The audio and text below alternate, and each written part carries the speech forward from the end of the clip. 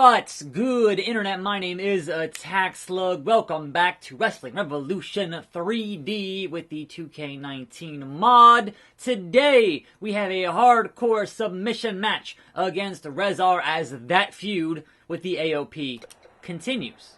And so oh god, in a TNA ring, in an octagon. What is going on here? I welcome you to a fine Tuesday here on the program. I have microphone, therefore pipe bomb, I would imagine.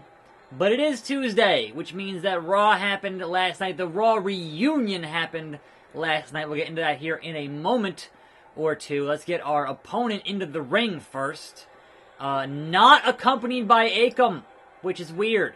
Like, he's here to do it on his own, folks. He's here to do it solo to prove he can truly beat... What was that? The Attack Slug. He wants to prove he can beat the Attack Slug. Doing that is not going to help your case here. What do you got to say? What do you got to say to the Slug? Huh? What? All week, be asking fans what match they would like to see. And they voted for Attack Slug versus Rezar in a hardcore submission match. Okay. Which, conveniently enough, is the exact situation we were prepared for. But is this the same crooked official? Seriously. And here are the rules. You must submit your opponent. Blah, blah, blah. I get it. It's fine. Falls count anywhere. No DQs. No crooked referees, I hope. Let's get it on. These fans want to see you suffer. Attack Slug. No. They felt they had to do something drastic to make a Rezar match interesting. Entertaining. One of those words. One of those words. Anyway, welcome. Welcome. So... before I get into Raw here, and there are things to discuss from Raw, good golly. Before that, though, apparently, this week or last week, the lead writer on Raw, or one of them, and one of the co-writers on SmackDown both got fired. So that's always like, look, you know, these guys and their stunner from Rezar. The nonsense of, hey, the show's not good, let's fire the writers, when we know that the final word in what makes the air is always going to be Vincent Kennedy Springboard McMahon, and that Vince has to okay all this stuff, and if that's, like, they're not going to fire Vince, so they fire the writers. Like, if the wrestlers go off script, they don't fire the wrestlers, they fire the writers. How is that their fault? Seriously. Seriously. So yeah, it's messed up. Messed up. Anyway, apparently a big announcement coming soon from TNT regarding AEW. One has to imagine that would be the time and start date. Like the day, the time, and the date, and whatever else for that Wednesday night show happening this fall. So, no, what are you doing? Get Springboard! Senton! I'm gonna lose the finisher here. Get him! Get him! Slug driver on the outside. The hardest part of the outside. And that solid steel ring bell. 2K14 style. Hit him with it. Hit him with it. Oh no! Oh no! Pile driver on the bell from Rezar. He's not giving up, folks. He's not giving up. He wants to tap out the Slug. Referee has a belt for some reason. Whatever. Anyway, the other news here, besides that stuff, is that we're going to have a match between Moxley and Josh Barnett happening at Bloodsport 2. That's nuts. So yeah, Moxley on this amazing tour of anywhere that's going to book him and just doing crazy stuff, and I am all about it. After that match with Ishii, man, the sky is the limit here for Moxley. He's just doing amazing stuff at this point, and it's funny to see Rollins kind of, you know, getting all salty about it, saying he's trying to take food off our table. I'm like, wait, what? No? Huh? Like, look, he just took his ball and went home. I'm like, no, he didn't. Moxley's going to get his, and I can totally respect that in all respects. Anyway, let's get into the Raw reunion, shall we? As we attempt to tap out Rezar here. Tap! Rezar. I'm mashing the button. Oh, ref bump. Snap Mare into the ref bump. Alright, sure. Double underhook. Something, something. I don't know. I don't know. You're gonna have no energy here, Rezar. I'm gonna tap you out. It's gonna happen. From a sleeper hold. apply. Just tap. There's no rope break. Just tap, man. That's all you gotta do. Just tap. This is not hard. This is not a hard equation. Oh! Fully locked in. Fully locked in. Just choking him out like a tarantula on his back. Not gonna let go. We're not gonna let go. And we let go. I shouldn't have said that. Shouldn't have said that. Reverse DDT. I'm almost back to having another finisher. Solid. Steel. Chair. This is hardcore. Rezar. Get up. And another slug driver. Now, can we make the man tap? Referee threw a thing at me. So, that's not cool. Look, man, you got no health left. Therefore, you should tap. You should tap. What? Come on. This is a submission match. Submit. Choke slam. I keep on choking you out, man. There it is! There it is. He had a tap, folks. Eventually, he had a tap. Slug still won't let go. He still won't let go. The match is over. That's right. Who wins, Rezar? Who is the best? Rezar, it's me. And his profile suffers. And I improved by winning so convincingly in that match. Meeting Curtis Axel. B team, go, go, go. Listen, there's more to this business than what goes on in the ring. Why don't you join me and some of the other guys for a drink to unwind? Toss back a Steve Weiser, if you will. Yeah, but you're Curtis Axel, so I'm not here to make friends. I'm here to win titles. You think you're better than everybody else? You think you're better than the B team? We'll see how that theory holds up in the ring. Oh no, I made Curtis Axel mad. The Axeman cometh. Yee, yee, yee. Randy Orton renewed his SmackDown Live contract for the next 42 weeks. Titus O'Neil got released from Raw, and is now a free agent, so I'm not joining Titus Worldwide. Alright. Impact Wrestling has sunk below SmackDown to be the world's least popular brand of wrestling with ratings of 78%. Bully Ray got released by Ring of Honor, if only, and must now make ends meet on the independent circuit. Free agents have lost its appeal in recent weeks, with ratings down like free agents isn't a brand? What?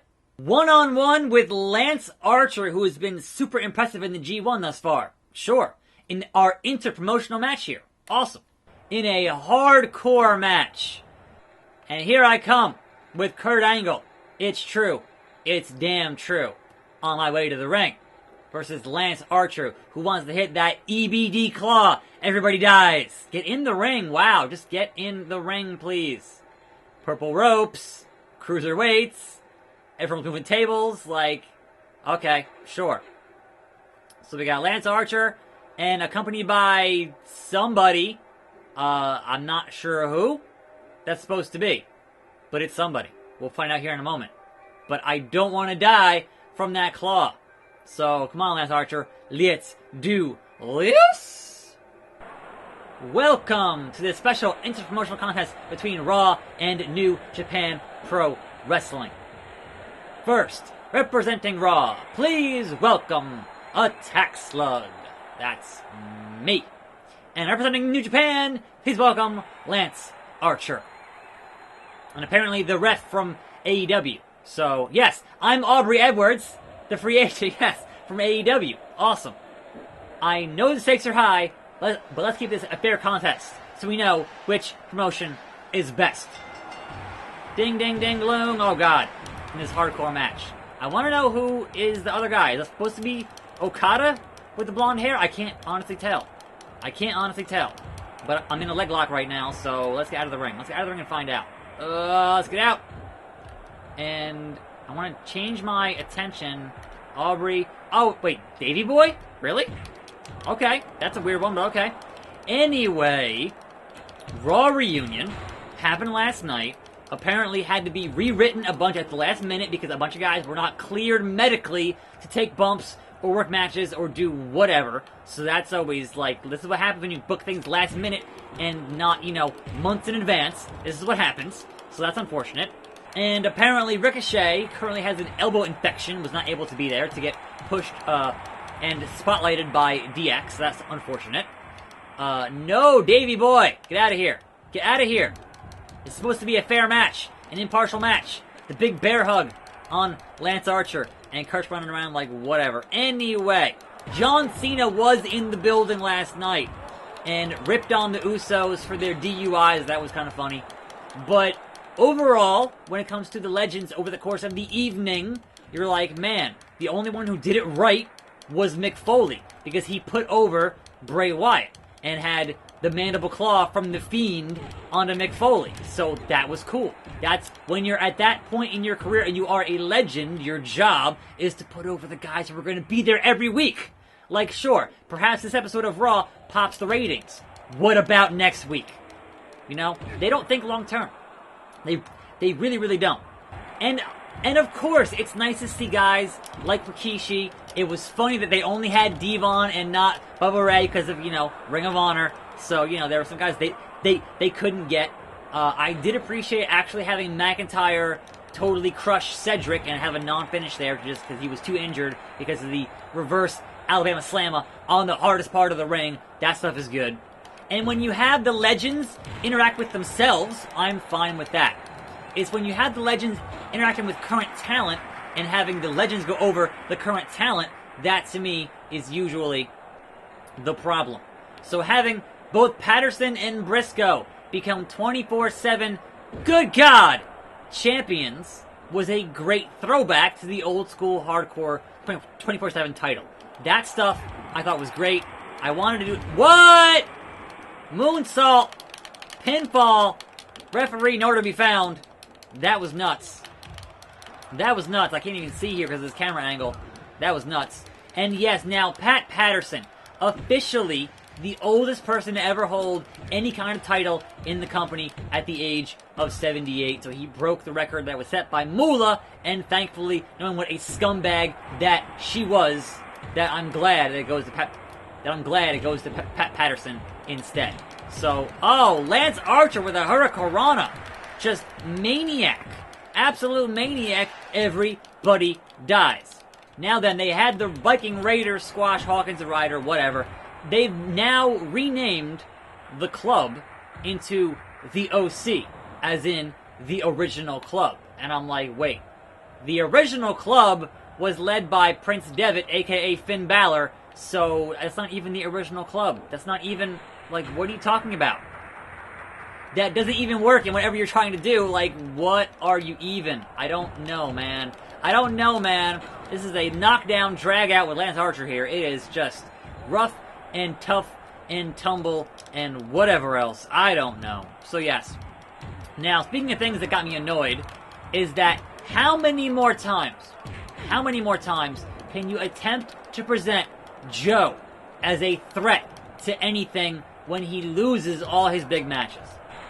You had a very brief moment there of him being a somewhat dominant U.S. champion, and then he just lost it to Ricochet, and then that was the end of that chapter. So, you know, like, really? So yes, Joe loses to Roman here on Raw. Like, just let the man win. Or let him get DQ'd. Something. Like, let the man do something productive and not just constantly lose to everybody because it makes him... It turns him into Bray Wyatt from 3 years ago, where you kept saying, oh, Bray Wyatt is a threat, and then he lost every single match. The Wyatt family is a threat. They lost every single... Like, come on. Come on. Anyhow, there was that. Sami Zayn with the line of the night saying that Raw looked like the Attitude Era on the Face app. That was amazing. So let Sami do more stuff, because he's really good at his job. Seriously. Now, RVD was there, which is amazing because RVD is currently under contract to Impact. He is currently an Impact Wrestling superstar. So, what happened there? Perhaps payback because you had Rhino on Impact when he was still under a WWE contract. So there was that, right? But also, having Dawkins being like, yeah, I was rolling a beer with RVD was really funny, right?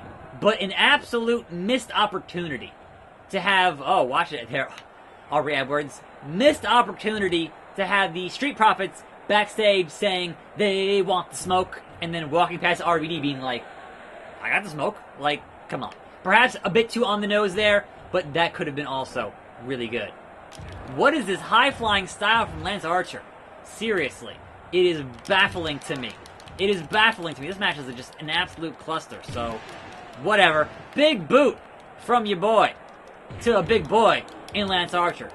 They're back to having Braun fight jobbers, and it's like, alright, they clearly don't have any direction for him right now. They want to have him on TV still, so hey, here's some jobbers. Much like the Viking Raiders, here's some jobbers. Whatever, man. It is what it is. Barbed wire bat. Lance Archer just wants to get hardcore. He's hardcore. He's hardcore. Good God. Good God. We must determine who is the best here. Lance Archer in this cluster of a ring, like absolute garbage everywhere. Everywhere. Boom! Into the broken table. This is going to end up being I'm just a bloody mess. The Crimson Mask. Aubrey, what are you doing? Don't. Why would you do that? You're supposed to be impartial. Miss Edwards. Seriously?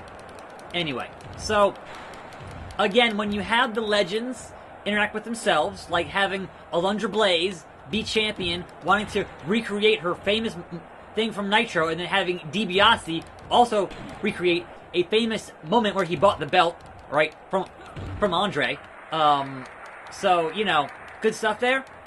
But then you had AJ versus Seth, which ended up in a DQ, and you had DX, NWO, nonsense with the OC in there, and it's like, look, the old guys should put over the young guys, because the young guys are going to be there tomorrow, the old guys won't be.